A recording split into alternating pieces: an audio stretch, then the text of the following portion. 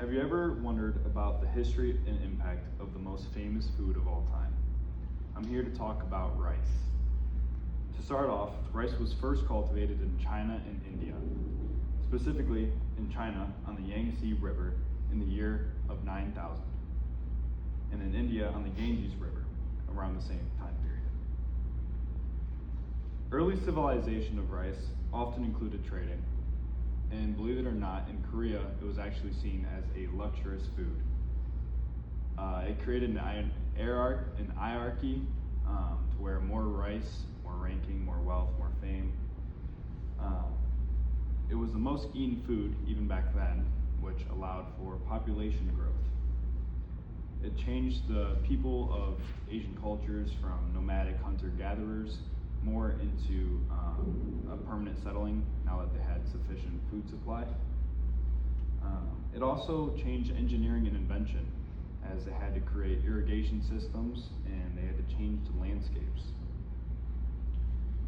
With these plantations and fields, they gave community. The workers, there had to be lots of them to maintain the food and the irrigation systems. It was a huge part of culture and even influenced religion, as there was a rice goddess by the name of Dari Sri, and she was a goddess of rice, and she was there for fertility and prosperity through rice. The spread of rice.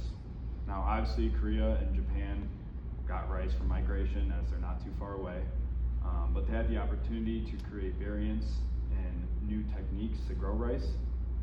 Going westward into Persia in the Middle East around the 1st century, that just came from travelers and traders. And then it spread to the Iberian Peninsula around the 8th century and into France and Italy.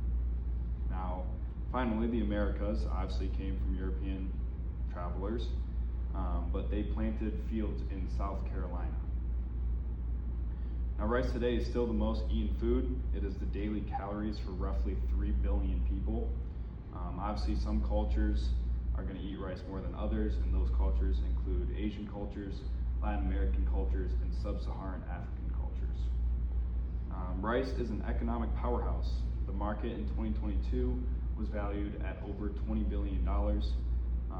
This gives millions of people jobs to maintain the fields and irrigation system. But it also helps with world hunger. If you look up a lot of world hunger programs, they often include rice just because it's so stable and it's everywhere. Now, more into the future of rice, there are new variants through breeding that scientists have been figuring out.